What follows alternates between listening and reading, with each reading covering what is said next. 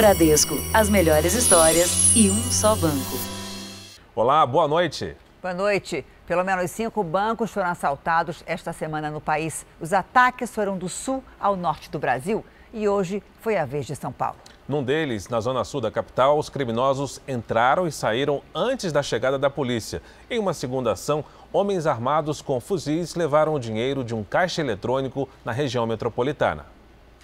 Os criminosos chegam nesse veículo preto. São pelo menos 5 homens armados de fuzis. Eles atiram para assustar os comerciantes. Vendedores e clientes correm para se proteger. O alvo da quadrilha era o caixa eletrônico dessa farmácia em Osasco, na Grande São Paulo. O equipamento passava por manutenção na hora do crime. O técnico e o vigilante são rendidos. A ação foi rápida. Os assaltantes fogem, levando as gavetas com dinheiro. Segundo testemunhas, um dos ladrões ameaçou o segurança. Segundo o relato do próprio segurança, o assaltante apontou a arma para o peito dele. A quadrilha fugiu e não houve feridos nessa ação. Agora há pouco, no início da noite, 5 suspeitos foram presos. O roubo a banco é um crime que vem crescendo no estado de São Paulo. Os criminosos roubaram mais esse ano do que em 2019, um aumento de quase 44%. Na zona sul da capital, uma quadrilha invadiu e levou o dinheiro dessa agência bancária. Ninguém foi preso e os valores roubados nos 2 assaltos não foram divulgados. Veja agora outros destaques do dia. Supremo Tribunal Federal vota a reeleição na presidência da Câmara e do Senado. Ônibus cai de viaduto e provoca mortes em Minas Gerais. Preso um dos maiores traficantes de animais silvestres do país.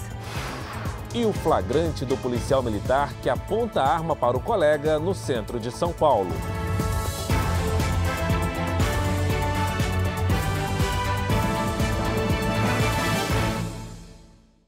Oferecimento Bradesco, as melhores histórias e um só banco.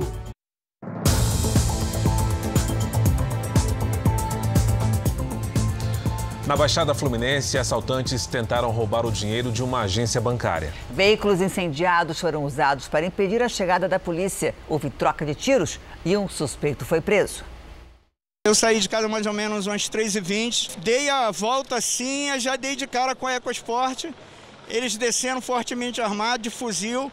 Um veio com a garrafa de gasolina e uma pistola na mão, dizendo o tempo todo: vou te matar, vou te matar. Aí jogaram a gasolina e acenderam logo. Eu senti aquele impacto de quando deu a combustão. O relato é de um homem que virou refém e testemunha de um assalto a banco. O fogo era para não deixar vestígios para a polícia depois da explosão dos caixas eletrônicos. Foi em Belfor Roxo, na Baixada Fluminense. Na fuga, houve troca de tiros com a polícia. Eles deixaram diversos objetos no chão para furar as viaturas, os pneus das viaturas da Polícia Militar. Era uma quadrilha que estava estruturada para realizar um grande roubo a banco, porém a Polícia Militar conseguiu evitar que isso acontecesse. Os criminosos deixaram explosivos na porta da agência. Foi preciso acionar o esquadrão antibombas. Agentes da Polícia Federal estiveram no local. Durante a perícia, encontraram uma marreta que a quadrilha deixou para trás.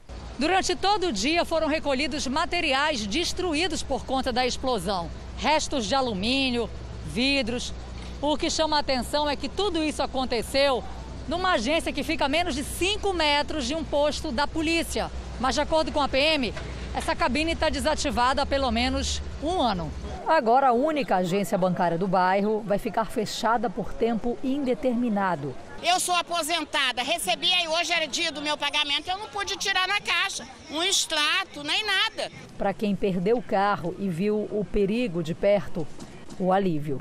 O carro é matéria, a gente sabe que é material, mas o bem maior é a família, é a nossa vida. E no Pará, imagens de câmeras de segurança divulgadas hoje mostram o exato momento em que uma quadrilha invade e explode uma agência bancária na cidade de Cametá. Os assaltantes estão de máscara e chapéu. Eles usam os reféns como escudo humano para entrar na agência bancária. Um deles quebra uma porta de vidro com um pé de cabra. O outro posiciona um cilindro dentro de uma sala. Em seguida, todos correm e acontece uma explosão. Todas as imagens do circuito interno do banco e de estabelecimentos comerciais da cidade estão sendo analisadas. 4 suspeitos de envolvimento no assalto já foram identificados, mas nenhum foi preso. Equipes da polícia fazem buscas nas matas da região, onde os criminosos podem estar escondidos. Nós temos a equipe da Polícia Militar, da Polícia Civil e o grupamento aéreo dando apoio com helicópteros em procura em ramais, em acessos e rios da região. 2 carros usados pela quadrilha foram encontrados abandonados. Um na estrada que dá acesso à cidade e outro no rio Itaperaçu, no município de Baião, vizinho a Cametá. Pelo menos 20 criminosos participaram do ataque na noite de terça-feira. 2 moradores foram atingidos pelos disparos. Um deles morreu. Os criminosos não conseguiram roubar o dinheiro do cofre. Há um investimento por parte das quadrilhas, né? Eles investem milhares e milhares de reais em armamento, em estratégia de fuga. Então, quando eles não conseguem obter sucesso, isso acaba sendo um desestímulo para a formação de novas quadrilhas e novas ações nesse sentido. No Rio de Janeiro, criminosos instalaram torneiras em dutos da Petrobras para roubar combustível. 10 pessoas foram presas e o prejuízo pode chegar a 25 milhões de reais. Um dos líderes da quadrilha foi preso em Carapebus, no norte fluminense. O Biraci Menezes seria o responsável por planejar os furtos de combustíveis em pelo menos 5 estados. No Paraná, policiais e agentes do Ministério Público do Rio prenderam o principal receptador do grupo criminoso. Valmir Marim é dono de uma rede de postos de combustíveis. Ele receptava aproximadamente 80% desse combustível para revender em postos de gasolina, geralmente sem bandeira daquele estado. A investigação descobriu que os suspeitos instalavam torneiras nos dutos para furtar o combustível que era levado em caminhões-tanque, como esse, encontrado no sul do país. O veículo estava em um centro de distribuição clandestino, descoberto pela polícia. Para driblar a fiscalização ao sair de um estado para o outro, os criminosos usavam batedores e notas fiscais falsas. Um dos alvos da operação é um segurança de uma empresa terceirizada. A investigação descobriu que o papel do funcionário era garantir que as perfurações nos terrenos da estatal não fossem descobertas. A polícia acredita que o grupo já tenha furtado mais de 5 milhões de litros de combustível. Eles agiam clandestinamente, de maneira sorrateira, geralmente na madrugada, né? E aí, quando os vazamentos eram detectados, já ocorria um grande prejuízo aí para a empresa e também um grande dano ambiental na região das perfurações. Uma força-tarefa nacional para combater crimes de violência contra idosos prendeu hoje 31 pessoas. Na pandemia, eles ficaram mais tempo em casa e as agressões e também os maus-tratos aumentaram 71%. Eu vou chamar a polícia. Senta aí! A mulher pega o chinelo e ameaça bater na própria mãe. A neta, que grava a cena, é agredida. Em seguida, a idosa leva um tapa no rosto. Não vou, ela vai te bater! A imagem revoltante aconteceu na cidade de Lucélia, no interior de São Paulo. A mulher foi presa, pagou fiança e vai responder pelo crime em liberdade. As polícias civis dos 26 estados e do Distrito Federal participaram de uma operação nacional coordenada pelo Ministério da Justiça e Segurança Pública para combater crimes contra idosos. Fui agredida quase a morte. Vítimas mantidas em condições desumanas, em casas sujas, sem qualquer higiene. Agora, no ano de 2020, até final de setembro, 62.109 denúncias de violência contra idosos no Brasil. Aumento impressionante de 71%. São queixas que chegam pela Ouvidoria Nacional de Direitos Humanos. Entre os crimes mais comuns estão os patrimoniais, quando alguém se apropria de um bem ou direito da vítima, além da violência física e emocional.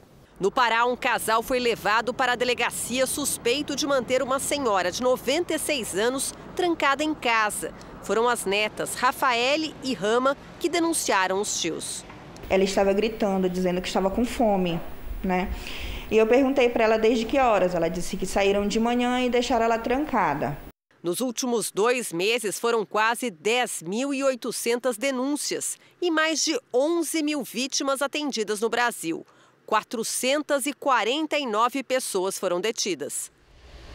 Vamos agora aos números de hoje da pandemia no país. Segundo o Ministério da Saúde, o Brasil tem 6.533.000 casos de Covid-19. São quase 176 mil mortos. Foram 694 registros de mortes nas últimas 24 horas. Também entre ontem e hoje, 19 mil pessoas se recuperaram. No total, já são 5.744.000 pacientes curados e 613 mil seguem em acompanhamento. E por causa do avanço do coronavírus, a Prefeitura do Rio de Janeiro decidiu fechar as escolas municipais. Outras decisões também foram tomadas. O governador em exercício, Cláudio Castro, e o prefeito Marcelo Crivella anunciaram a abertura de novos leitos para pacientes com coronavírus.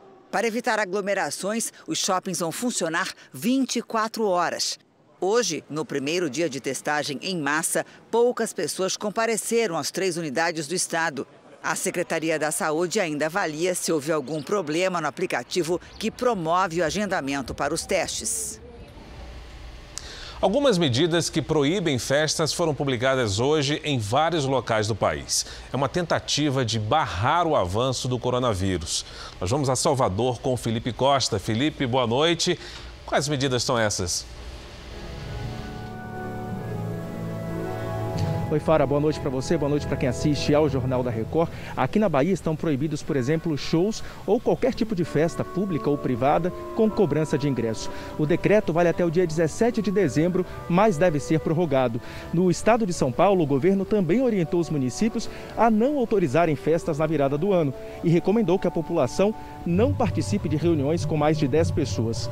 Em Belo Horizonte, a prefeitura anunciou hoje a proibição do consumo de bebidas alcoólicas em bares e restaurantes. Isso já vale a partir de segunda-feira. A intenção, claro, é dificultar a transmissão, a contaminação pelo coronavírus. Janine, Fara. Obrigado pelas informações, Felipe. Nós vamos agora falar da queda de um ônibus de um viaduto em Minas Gerais. Pelo menos 16 pessoas morreram. Vamos falar com o Luiz Casoni. Boa noite, Luiz. Parece que o ônibus estava em situação irregular. Você confirma essa informação? Isso mesmo, Fara. Boa noite para você, Janine, e a todos que nos acompanham aqui no JR. Pois é, gente, 16 famílias estão de luto. Além dessas mortes, outras 27 pessoas ao menos ficaram feridas. Algumas dessas vítimas foram trazidas para este hospital particular que fica aqui em João Molevade, na região central de Minas. Já os feridos mais graves foram encaminhados, alguns de helicóptero, para hospitais na capital Belo Horizonte. O acidente aconteceu no início da tarde de hoje, na BR-381. Segundo testemunhas, ao passar por um viaduto, o ônibus teria perdido o freio. Ele voltou de ré, atingiu um caminhão e caiu de uma altura de aproximadamente 26 metros. Os primeiros socorros foram feitos por moradores da região até a chegada das equipes dos bombeiros. Em nota, a Agência Nacional de Transportes Terrestres informou que o ônibus não tinha autorização para transportar passageiros. Segundo a Polícia Rodoviária Federal, antes da queda, pelo menos 6 pessoas teriam pulado do ônibus, entre elas o motorista que fugiu e até o momento não foi localizado. Eu volto com vocês. Obrigado, Casoni.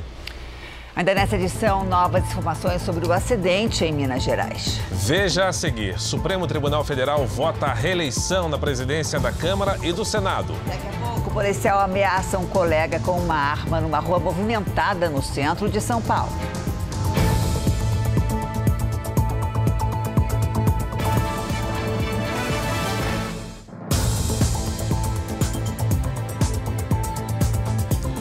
O Supremo Tribunal Federal começou a julgar a possibilidade de reeleição dos presidentes da Câmara e do Senado. 5 votos até agora foram contrários ao que está na Constituição.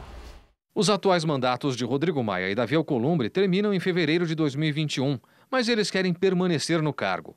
O julgamento, que decidirá se isso é possível, começou hoje no plenário virtual do Supremo Tribunal Federal, sistema em que os ministros apresentam os votos à distância. Apesar da Constituição Federal proibir a reeleição de presidentes da Câmara e do Senado dentro de uma mesma legislatura, o relator do caso no STF, ministro Gilmar Mendes, justificou que o Congresso deve ter autonomia para analisar seus assuntos internos e permitiu a reeleição para as duas casas. Gilmar Mendes também criou uma regra para que haja limite de apenas uma recondução, mas com validade a partir da próxima legislatura. A brecha pode beneficiar Maia, que preside a Câmara desde 2016. O voto foi seguido pelos ministros Dias Toffoli, Ricardo Lewandowski e Alexandre de Moraes. O ministro Nunes Marques entendeu que é possível a reeleição apenas uma vez, o que impediria a candidatura de Maia, já reconduzido em 2019, mas autorizaria de Alcolumbre. O ministro Marco Aurélio Mello foi o primeiro a votar contra a reeleição nas duas casas. Ele afirmou que é inaceitável que as casas legislativas disponham conforme as conveniências reinantes, cada qual adotando um critério ao bel prazer à luz de interesses momentâneos. Juristas são enfáticos em dizer que a Constituição não permite a recondução dos presidentes. Pelo texto constitucional, fica claro aí uma vedação a essa intenção de uma eventual reeleição dos atuais ocupantes dos cargos. O texto de 1988 veda expressamente qualquer tipo de recondução, seja ele dentro da mesma legislatura ou entre uma legislatura e outra. No Congresso, parlamentares classificam os votos favoráveis à reeleição como absurdos e vergonhosos. Já temos 5 votos no Supremo Tribunal Federal por uma tese absolutamente absurda e inconstitucional que permitiria a reeleição dos presidentes do Senado e da Câmara. Não só estão rasgando a Constituição, desrespeitando a vontade legislativa, como estão desrespeitando a democracia brasileira. É vergonhoso. O artigo 57 da Constituição, no parágrafo 4º, ele é explícito, é cristalino. Não tem entendimento diferente, mas o tapetão, o submundo entre os poderes está conduzindo para que, vergonhosamente, para a história do Brasil, possa ter essas reconduções. Não é crível que persevere este absurdo, esta verdadeira vergonha de ministro do Supremo Tribunal Federal. Isto aí é ativismo judicial e isto não é permitido também. Vamos agora com a opinião de Augusto Nunes. Oi, Augusto, boa noite para você. Boa noite, Janine. Boa noite, Fara. Boa noite a você que nos acompanha. No primeiro minuto desta sexta-feira, o ministro Gilmar Mendes abriu a sessão de torturas a que seria submetida a Constituição brasileira até a hora do almoço. Como a votação ocorreria no plenário virtual, tanto o relator da ação movida pelo PTB quanto seus parceiros não se limitaram a livrar-se da máscara de proteção. Eles também rasgaram a fantasia de jurista. Gilmar, Dias Toffoli, Ricardo Lewandowski e Alexandre de Moraes, com o endosso constrangido de Nunes Marques, proibiram a Constituição de proibir a reeleição dos presidentes da Câmara dos Deputados e do Senado Federal. Para Gilmar, o Congresso tem autonomia para resolver assuntos internos sem que artigos constitucionais se intrometam. Já que é permitida a reeleição do presidente da República, argumenta a bancada anticonstitucional. Por que negar o mesmo privilégio aos chefes da Câmara e do Senado? Nessa linha de raciocínio, logo será dilatada a permanência no cargo do presidente do Supremo. Na opinião de pelo menos 5 ministros, isso só ajuda a eternizar a harmonia entre os poderes. O ministro da Educação, Milton Ribeiro, reuniu representantes de universidades federais para discutir o retorno das aulas presenciais. O texto, publicado na última quarta-feira, determina que as universidades retornem às aulas presenciais no dia 4 de janeiro e também proíbe que, a partir do ano que vem, as aulas online sejam contadas como dias letivos. Durante reunião por videoconferência, representantes de universidades alegaram que a medida não considerou os números da pandemia de cada cidade. Os reitores pediram que as aulas virtuais possam se estender até o final do ano que vem. Com isso, as instituições poderão se programar a partir das condições epidemiológicas e também das condições materiais para um retorno seguro a atividades presenciais. O Ministério não informou se vai revogar a portaria. Em nota, afirmou apenas que a maioria dos representantes das instituições concordou com o retorno das aulas presenciais, mas respeitando os protocolos de segurança e a autonomia das universidades. O próprio ministro prometeu se pronunciar em breve sobre a portaria. Veja agora os destaques do Domingo Espetacular. Exclusivo. Mulheres têm imagens íntimas expostas na internet pelos companheiros que não aceitam o fim dos relacionamentos. Uma delas chegou a perder o emprego por causa de contas falsas criadas pelo ex. Cametá, no Pará. Criciúma, em Santa Catarina. 2 cidades sitiadas na mesma semana por assaltantes de bancos. Imagens das noites de terror e depoimentos de quem viu tudo de perto. Uma entrevista exclusiva com Luciano. O cantor fala da saudade do pai, seu Francisco, que morreu na semana passada. Ele também conta detalhes sobre o especial que gravou para a Record. Quando a minha mãe pediu para que eu fizesse um CD só de louvor. E o que mais peço perdão. E convocamos o Carioca para uma missão cheia de humor. Não é uma missão, é um privilégio. Descobrir por onde anda Hélio de la Penha, do Cacete Planeta. Será que sai alguma coisa séria desse bate-papo? É neste Domingo Espetacular, hein? Logo depois da Hora do Faro. Até lá! Veja a seguir, operação prende homem considerado o maior traficante de animais silvestres do Brasil. E também a importância do trabalho que atende e ajuda jovens com deficiência intelectual.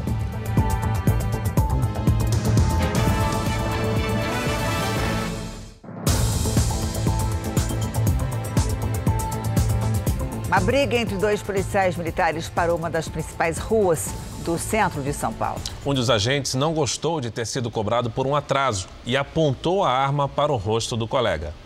Na Santa Ifigênia, região de São Paulo, conhecida pelo comércio de produtos eletrônicos, uma cena difícil de acreditar. Um policial militar aponta a arma para outro PM. Com a pistola em punho, um soldado. Na defensiva, um cabo.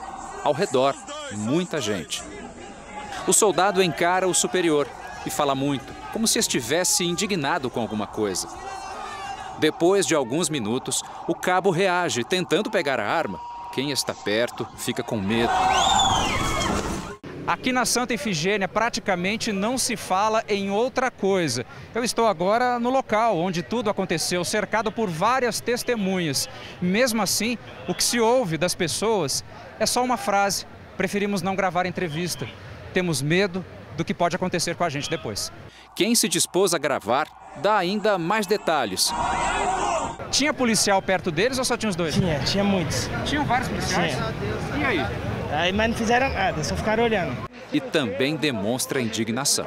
Do meu ponto de vista é constrangedor. É um despreparo até então, um monte de pessoa aqui trabalhando. Este especialista em segurança pública questiona não só a atitude dos policiais, mas se esse soldado poderia estar nas ruas, armado. O primeiro problema é um problema de saúde mental. Um policial que está nessa condição, ele não pode estar andando nas ruas armado. O que pode acontecer com um policial nessas condições em um lugar onde ele não esteja gravado, ele seja contrariado, por exemplo? Informações obtidas pela nossa produção apontam que o motivo da briga é que o cabo, superior na hierarquia militar ao soldado, cobrou explicações sobre um atraso na volta do almoço. O soldado reagiu sacando a arma. O que chama bastante a atenção é a completa falta de hierarquia e disciplina. Quando um policial, quando um soldado faz isso, isso denota uma instituição que está com problemas sérios de hierarquia e disciplina, que é o pilar central de uma instituição como a Polícia Militar. A Secretaria de Segurança Pública informou que o soldado foi preso em flagrante e levado para o presídio militar Romão Gomes. Nós voltamos a falar do acidente de ônibus em que pelo menos 16 pessoas morreram em João Molevade, interior de Minas Gerais. O motorista continua desaparecido. Segundo os sobreviventes, ele chegou a alertar os passageiros antes de despencar do viaduto. Cícero sobreviveu à tragédia, pulou do ônibus em movimento. Quando ele bateu, eu vi que tinha alguma coisa de errada. Aí eu já fiquei em movimento. Aí foi quando o motorista falou: pula que o ônibus faltou freio, graças a Deus consegui pular. Segundo testemunhas, o ônibus seguia normalmente pelo viaduto, quando de repente perdeu potência e começou a voltar de ré. 4 pessoas teriam pulado do veículo, entre elas o motorista. O ônibus ainda teria atingido um caminhão antes de despencar de uma altura de aproximadamente 15 metros. O ônibus foi parar em cima da linha férrea da mineradora Vale. Os primeiros socorros foram dramáticos. Na linha, quando é muito perigoso, tinha arrebentado o fio, tá começando a pegar fogo no ônibus, a gente tinha que vir carregar, não podia deixar o pessoal do jeito que tava não, né? As primeiras equipes de resgate também tiveram dificuldades de chegar até o ônibus. Havia risco de explosão. A todo momento surgiam novas vítimas em meio às ferragens. Helicópteros sobrevoaram a área a tarde toda. Os feridos foram levados para o Hospital Santa Margarida em João Molevade. Cícero agora procura pelo primo, que ficou dentro do ônibus. Tem um primo, mas eu não sei se ele entrou em óbito, se foi para o hospital, não sei qual informação. A dificuldade maior está na rede médica da cidade de João Molevade, que não dá conta da quantidade de vítimas. Os feridos mais graves foram levados para Belo Horizonte. A BR-381 é uma das rodovias que apresenta o maior número de mortes em Minas Gerais, com movimento intenso de veículos, muitos de carga pesada e vários trechos em pistas simples. O ônibus não tinha autorização da Agência Nacional de Turismo. A maioria das vítimas morava em Mata Grande, a 230 quilômetros de Maceió, em Alagoas. A prefeitura decretou luto oficial de 3 dias. Uma facção criminosa usa motoristas de aplicativo para entregar drogas. 11 pessoas foram presas numa operação no Rio Grande do Sul. Entre elas está um vereador da Grande Porto Alegre. Na mira dos agentes, membros de um grupo que fazia a venda de drogas por teleentrega. Então eu encomendava a droga de um indivíduo, pagava esse indivíduo e iria retirar a droga com outro indivíduo. Né? E os dois, de quem eu encomendei e de quem eu peguei a droga, não se conheciam. Nas casas dos suspeitos foram encontradas 2 armas, munição para fuzil, 12 quilos de maconha, êxtase, LSD e cocaína. A facção criminosa era responsável por movimentar quase R$500 milhão por mês, com a média de 5 quilos de drogas vendidos por dia. Segundo a polícia, alguns motoristas de aplicativo chegavam a fazer até 10 viagens por dia para dar conta das entregas.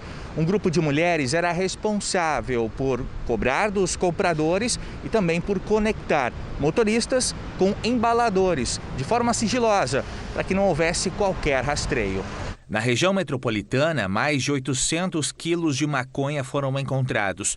Toda a droga era mantida em 4 endereços considerados estratégicos pelos traficantes. Um deles, na cidade de Cachoeirinha, chamou a atenção dos investigadores. Isso porque o sítio usado pelos criminosos pertence a um vereador da cidade, que foi preso em flagrante. No local, a polícia apreendeu uma arma, munições e maconha. Na próxima segunda-feira, em Goiânia, vai a leilão um avião de luxo apreendido com traficantes de drogas. A aeronave vale mais de R$7 milhões. O avião, de fabricação francesa, tem 18 metros de comprimento por 18 metros de envergadura. A autonomia de voo é de quase 6.500 quilômetros, o suficiente para ligar quase todo o Nordeste brasileiro a Lisboa, na Europa, sem escalas. O interior do jatinho chama a atenção pelo luxo. A capacidade é de até 12 pessoas. E esse modelo de avião geralmente é usado por executivos de grandes corporações e chefes de Estado. Mas esse aqui estava a serviço do tráfico de drogas. O avião foi apreendido pela Polícia Civil de Goiás na Operação Ícaros do ano passado, que desarticulou um esquema de lavagem de dinheiro e tráfico internacional de drogas. A Justiça determinou a apreensão dos bens e agora ele vai a leilão. O lance inicial é de R$7 milhões e R$200 mil. Não só fazer apreensões, prender as pessoas que estão transportando, mas saber qual é a origem, quem pediu, quem está revendendo e a partir daí, em cima do patrimônio dessas pessoas, assim, desses criminosos. É o maior leilão do tipo já realizado pela Secretaria Nacional de Políticas sobre Drogas. De novembro do ano passado a julho desse ano, o governo federal arrecadou R$12 milhões e 200 mil em 30 leilões de bens apreendidos de traficantes. Uma parte do valor arrecadado com o avião ficará com o Estado e a outra vai para a União e deve ser destinado ao Fundo Nacional Antidrogas. Foi preso hoje em São Paulo um dos principais traficantes de animais silvestres do país. Na operação, centenas de espécies da fauna brasileira foram apreendidas. Muitas estão ameaçadas de extinção. Araras, centenas de pássaros, além de macacos e saguis. Animais que deveriam estar nas matas brasileiras e não em gaiolas. A Polícia Federal saiu às ruas logo cedo, em 5 estados, e apreendeu mais de 200 aves em cativeiros clandestinos. 11 pessoas foram presas, entre elas Roberto Martinez Filho, conhecido como Zé do Bode. Ele é considerado um dos maiores traficantes de animais silvestres do país. Já foi preso várias vezes, mas respondia em liberdade. Ele possui extensa ficha criminosa pela prática de crimes ambientais. Recentemente até foi preso aqui no estado de São Paulo por estar com 2 macacos prego, animais de extinção, em seu poder. Foi preso preventivamente hoje. Os animais apreendidos foram trazidos para esse centro de recuperação de animais silvestres da Prefeitura de São Paulo, onde vão passar por tratamento antes de voltar à natureza. Os suspeitos presos vão responder por tráfico de animais e crime ambiental. Essas pessoas estão sendo responsabilizadas por crime de perigo contra a saúde pública, né? Considerando que muitos desses animais são vetores de doenças graves que podem inclusive levar à morte. Agentes do IBAMA também participaram da operação. Entre os animais resgatados estão espécies em extinção. O tráfico de animais gera perda de biodiversidade. Não é só um maus tratos no animal, é sim a morte. Cada animal que chega aqui, vários morrem. Para cada animal que chega, vários morrem no meio do caminho. Em Macapá, o primeiro turno da eleição municipal acontece neste domingo. Isso porque ela foi adiada depois do apagão no estado do Amapá. O Instituto Real Time Big Data divulgou uma pesquisa contratada pela Record TV e nós vamos agora aos números. Josiel lidera a corrida com 31% das intenções de voto. Em seguida, aparecem Capi, com 14%, Doutor Furlan, com 12%, Patrícia Ferraz, com 11% e Cirilo Fernandes, com 8%. Guaraci tem 5%, Professor Marcos, 4%, Haroldo Irã, 3%, Paulo Lemos, 2% e Jean Franco, com 1%. Brancos e nulos somam 4%. 5% não souberam ou não responderam. O Instituto Real Time Big Data simulou cenários de segundo turno marcado para o dia 20 de dezembro. Josiel seria eleito em todos eles. Com Patrícia Ferraz, ele tem 45% contra 35%. No segundo cenário, são 52% para Josiel e 30% para Capi. Contra Doutor Furlan, a vitória é por 46% a 36%. O Instituto Real Time Big Data ouviu 850 eleitores nos dias 1º e 2 de dezembro.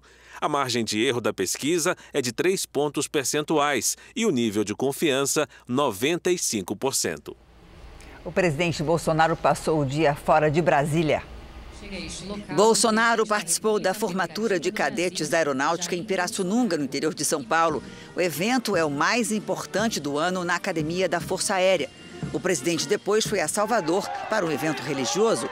Em nenhuma cidade ele falou com a imprensa. No fim da tarde, Bolsonaro seguiu para Resende, no Rio de Janeiro, onde passa a noite. Amanhã ele participa da formatura de aspirantes da Academia Militar das Agulhas Negras. Nesta semana, o Jornal da Record estimulou uma campanha para aumentar a ajuda de pessoas com deficiência intelectual. Hoje vamos acompanhar uma jovem com dificuldade para ler e escrever. Isso não a impediu de conseguir um emprego. Ela vai ao trabalho se guiando por letras e números de ruas, ônibus e metrôs.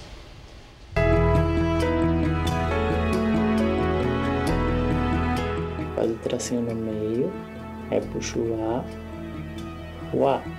O A já tá aqui. E vem o A de novo. Aí o P de pato.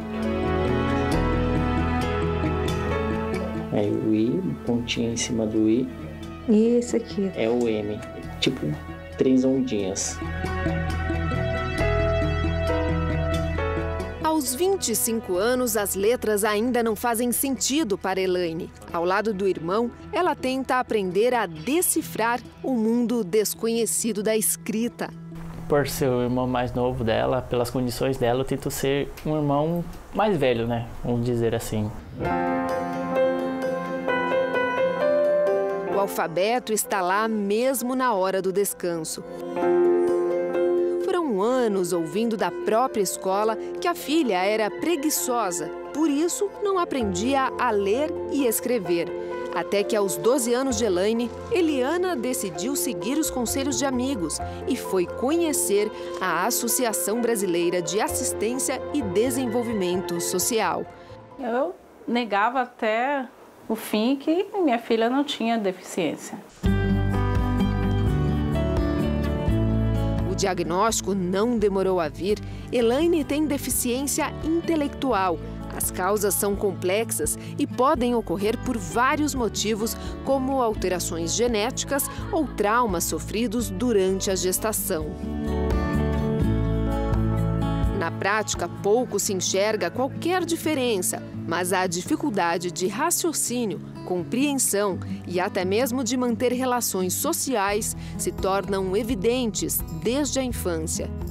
A terapia ocupacional ajudou bastante, porque ela era bem travada, ela tinha medo das pessoas.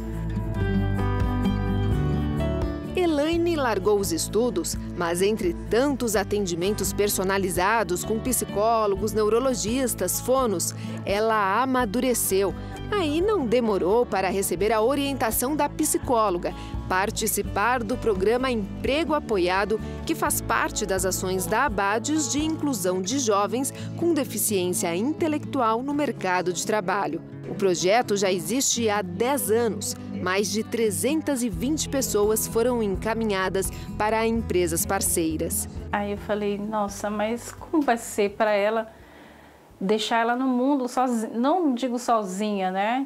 Aprender a fazer as coisas sem a minha presença. Como é que vai ser? E eu relutei bastante, né, para deixar ela ir trabalhar. Depois que Eliana se convenceu que era hora de deixar a filha mais velha conhecer o mundo fora de casa, Elaine passou a trabalhar. Já faz 8 anos que a rotina por aqui é assim. Ela acorda cedo, se arruma, vai sozinha para o trabalho pegando o ônibus e volta só à noite. Uma conquista para quem nunca pensou que era possível levar uma vida assim. Eu senti um frio na barriga porque, tipo assim, o primeiro trabalho, né? Responsabilidade. É, tá ganhando seu dinheiro. Algumas dificuldades na comunicação com os outros costumam acontecer e só faz aumentar o desejo da alfabetização. Para poder escrever para as pessoas no WhatsApp, mandar, que eu mando mais áudio, eu poder falar que tem muitas pessoas que escrevem. Aí eu falo assim, não me manda texto, que eu tenho muita dificuldade. Quando você chegar na loja, você me avisa, tá? Tá bom. Eu vou te passar a numeração do ônibus corretinha para você não se perder. Se as letras não fazem sentido, Elaine seguia pelos números dos ônibus e trens, assim segue sem olhar para trás. No Brasil, toda empresa com 100 ou mais funcionários é obrigada a ter de 2 a 5% dos seus cargos preenchidos por pessoas com deficiência. São mais de 32 mil trabalhadores em postos de emprego formal com deficiência intelectual como Elaine. E milhares de pessoas no mundo todo. 5% da população tem alguma deficiência intelectual, segundo a Organização Mundial de Saúde. Na loja em que Elaine trabalha, a rotina é intensa. Você pode passar essas camisas para mim, por favor? Sim. Ela realmente, assim, super ajuda. super pontual, o que você precisar, realmente você pode pedir, ela nunca vai te falar não, e trabalha muito. Por mais Elaines, né? Sim, por mais Elaines, por mais pessoas assim, que façam a diferença no nosso dia, né? Neste ano, o esforço teve reconhecimento. Elaine foi escolhida para receber a medalha de melhor funcionária. O emprego significa toda uma transformação, toda uma mudança de vida. Para eles, quero sentir valorizado, ter um trabalho, fazer parte da sociedade como consumidores. É um trabalho amplo, é um trabalho riquíssimo e que dá todo o suporte para que esse adolescente, esse jovem ingresse no mercado de trabalho. Meu sonho é vê-la lendo e escrevendo sem a minha presença. O que Elaine luta mesmo é para garantir um futuro livre de possibilidades e com autonomia. Quem vai ser a Elaine daqui 10 anos? Onde eu vou estar? Eu acho que eu vou estar casada, né? Sendo estar casada com meus filhos. Já vai estar lendo? Eu acho que eu vou ter que estar lendo já. Essa é a meta? Essa é a meta.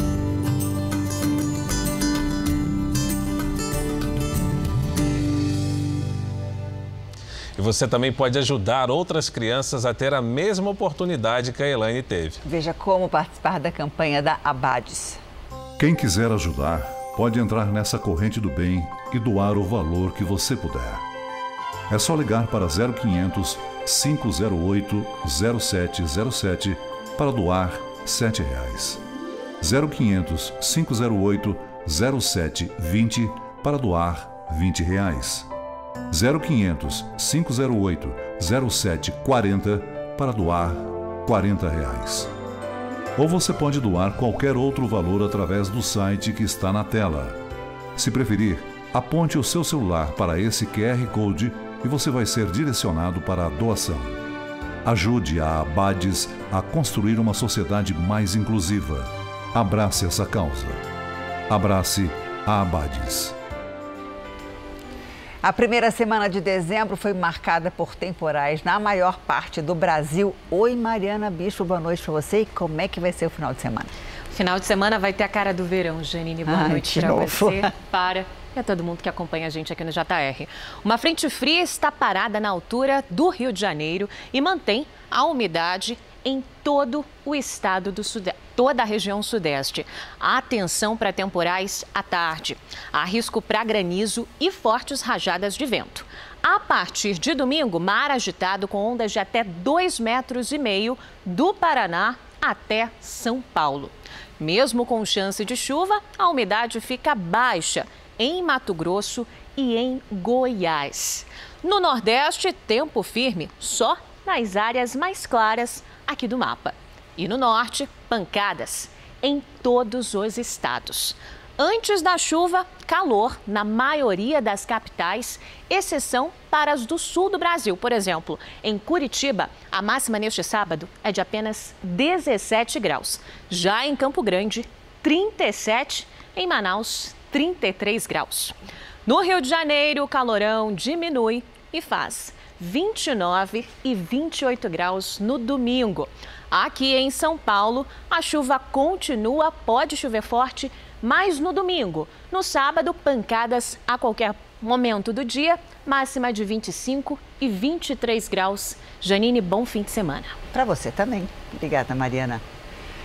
Arqueólogos da Tailândia descobriram um esqueleto raro de baleia. Ele tem mais de 5.000 anos e está perfeitamente preservado. O esqueleto tem 12,5 metros de comprimento e seria da espécie conhecida como baleia de Bright. O fóssil foi descoberto no mês passado por um ciclista que viu uma grande vértebra saindo do solo. A região fica a 12 quilômetros do mar, a oeste da capital Bangkok. Depois de restaurado e estudado, o esqueleto será exibido ao público. Agora de volta ao Brasil, em Campo Grande, um forte temporal derrubou a marquise de uma loja. Um motoqueiro que se abrigava da chuva foi atingido. As câmeras registraram o acidente. O motoqueiro está parado embaixo da estrutura quando tudo vem abaixo.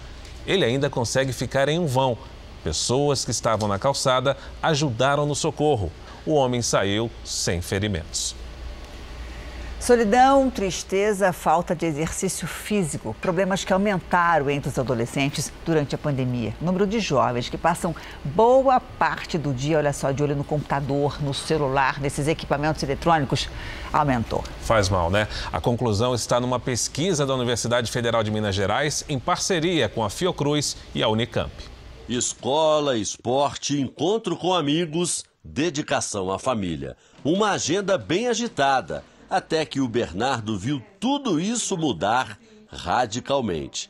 Assim como o adolescente de 14 anos, milhões de jovens pelo mundo se viram obrigados, de uma hora para outra, a ficar em casa. A gente não consegue se segurar bastante, a gente acaba que se você antes tinha ansiedade, essa ansiedade aumenta. Eu sinto falta de estar presencialmente, de estar com meus amigos, de tudo que a quarentena tirou da gente, né? Com as medidas de isolamento, os adolescentes saíram do mundo real e mergulharam no virtual. 7 de cada 10 passam pelo menos 4 horas por dia na frente do computador, celular ou tablet, sem contar as aulas online. Esta é apenas uma das conclusões de uma pesquisa que analisou a mudança na rotina e o estilo de vida dos jovens durante a pandemia. O estudo revelou que eles estão preocupados, nervosos ou de mau humor, têm problemas de sono e dificuldades de concentração no ensino à distância. Atividade física em ambiente aberto, mas que não tem aglomeração, e estar em contato com pessoas da mesma idade. O sedentarismo mais que dobrou com o isolamento para os adolescentes que também se queixam de solidão e tristeza. A pesquisa entrevistou quase 10 mil jovens de todo o país entre junho e setembro. Pesquisamos, então, o comportamento dos adolescentes durante a pandemia para que isso possa servir de apoio aos gestores, aos profissionais de saúde e educação. O remédio contra o tédio é a criatividade. A Ana Carolina, por exemplo, pôs os 2 filhos para dar uma força na papelaria da família. Agora amenizou um pouco. Mas no início foi muito difícil, porque, querendo ou não, são adolescentes, né? Então mudou a rotina deles assim, da água para o vinho. Várias pesquisas mostram que entre 20% e 30% dos entrevistados não acreditam em vacinas. Eles se baseiam em notícias falsas e acabam espalhando informações que prejudicam campanhas de vacinação como a da Covid. Aponte a câmera do seu celular para o QR Code na tela e saiba como reconhecer uma fake news. A proteção que pode acabar de vez com a pandemia passou por muitos testes e já está prestes a chegar aos postos. Mas o maior obstáculo agora são as notícias falsas. Por Twitter, aplicativo de mensagens, tem em todos os lugares. A gente nunca sabe o que é verdade e o que é mentira. Parece que os testes da vacina foram feitos de forma muito rápida. E aí eu fico apreensiva quanto à confiança desses testes. Nossas vidas mudaram há pelo menos 9 meses. Isolamento social, desemprego, notícias sobre mortes por Covid. Tudo trouxe muita insegurança.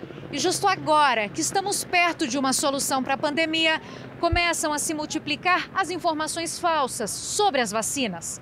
Elas chegam pelas redes sociais, se espalham pelo boca a boca, como esse vídeo compartilhado em todo o mundo que surgiu na Inglaterra.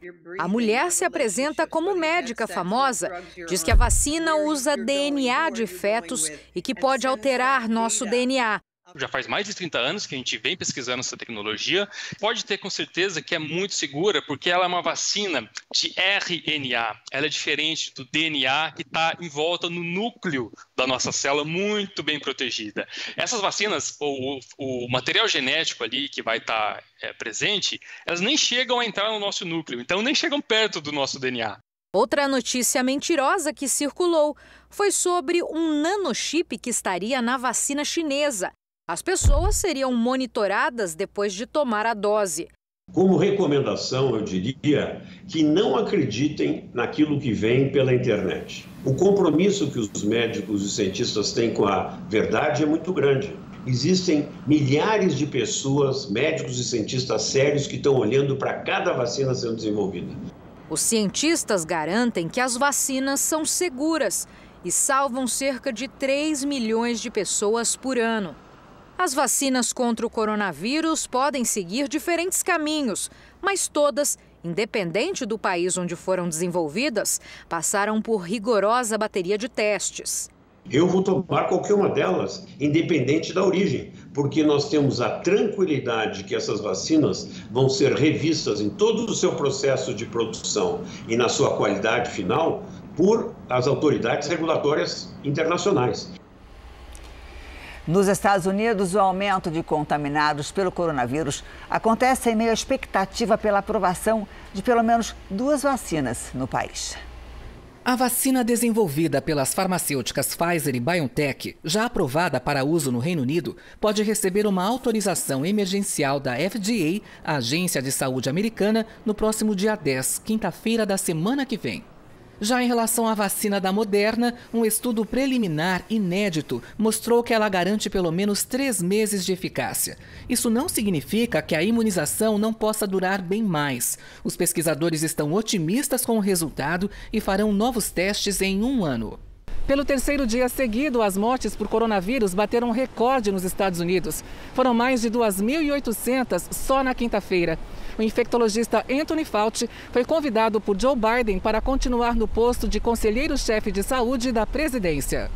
Fauci, que neste ano se tornou uma das pessoas mais conhecidas do país, disse que aceitou a proposta. As primeiras doses da vacina produzida pela farmacêutica Pfizer, que serão usadas no Reino Unido, já estão no país. A vacinação em profissionais da saúde e nos grupos de risco começa já na próxima semana. As vacinas da Pfizer-BioNTech, produzidas na Bélgica, foram levadas ao Reino Unido através do Eurotúnel. Todo o material está armazenado em um centro de distribuição que não teve a localização revelada. A Grã-Bretanha encomendou 40 milhões de doses, o suficiente para vacinar 20 milhões de pessoas. Em Portugal, o governo anunciou que o plano de vacinação no país começa em janeiro. A imunização será gratuita e voluntária. Na primeira fase do processo, 10% da população será vacinada. 6 vacinas chegarão a Portugal por causa dos acordos da União Europeia. Entre elas a da Pfizer, a de Oxford e a Coronavac, produzida na China. Enquanto a vacina não chega, o parlamento português renovou hoje o estado de emergência por mais 30 dias. Apesar das novas restrições, o primeiro-ministro deve anunciar neste sábado um relaxamento das medidas no Natal, permitindo as reuniões de família. Já as festas e celebrações de Ano Novo devem ser proibidas para evitar a propagação da doença. As festas de fim de ano foram assunto de pesquisas na Europa. Na Itália, quase 80% da população afirmou que as medidas de restrição devem continuar durante as comemorações. Tudo para evitar o aumento do número de casos no país. E a Rússia anunciou que mais de 100 mil pessoas já foram imunizadas contra o coronavírus. A vacina, que ainda não completou a terceira fase de testes, teria sido aplicada em 80 mil pessoas que não fazem parte dos ensaios clínicos. Além delas, 20 mil participam do estudo. Segundo o governo, a expectativa é vacinar 2 milhões de russos até o fim do mês. Você vai conhecer agora a Orquestra Mundial, formada por 197 músicos. Um detalhe, cada um vem de um país diferente. A orquestra lançou hoje uma música gravada em vários locais do mundo e depois mixada. Foi apresentado ainda um documentário com a história dos músicos. Segundo os organizadores, a intenção é mostrar que é possível romper as fronteiras físicas e culturais para unir as pessoas. No Japão, os fazendeiros têm usado uma nova forma de proteger plantações e pessoas dos animais selvagens. É um tipo de ajuda que não dorme em serviço e está sempre alerta. Quando o sol se põe no horizonte, os animais selvagens perdem o medo e chegam mais perto de fazendas e plantações. Mas a situação muda quando há um guardião como este. Javalis, ursos e cervos fogem diante do lobo monstro. Equipado com sensores, o robô faz movimentos quando algum animal se aproxima. Os olhos brilham e o som é assustador. O lobo foi instalado em mais de 70 locais, como plantações, fazendas e estradas do Japão. Entre os animais silvestres, os ursos são os que mais causam problemas. Com falta de comida, eles foram vistos este ano em mais de 10 mil ocasiões, rondando locais habitados. O engenheiro Yuji Ota escolheu a figura de um lobo justamente porque é um inimigo natural dos ursos. Ele conta ainda que o importante é que os animais sintam medo e não voltem mais. Para isso, ele selecionou mais de 60 tipos de sons, como de cães, pessoas e tiros de espingarda. E o som mais assustador para eles é o do ser humano, diz o engenheiro. São vários modelos disponíveis e os mais caros podem custar quase R$30 mil. A fábrica, localizada em Hokkaido, desenvolve agora lobos robôs equipados com sistemas GPS capazes de se deslocar e fazer rondas. Acho que funcionaria inclusive no Brasil, diz o engenheiro. Nada mal para quem necessita de proteção contra animais selvagens. Mas com essa aparência, é bem provável que o lobo robô acabe espantando também muitos seres humanos.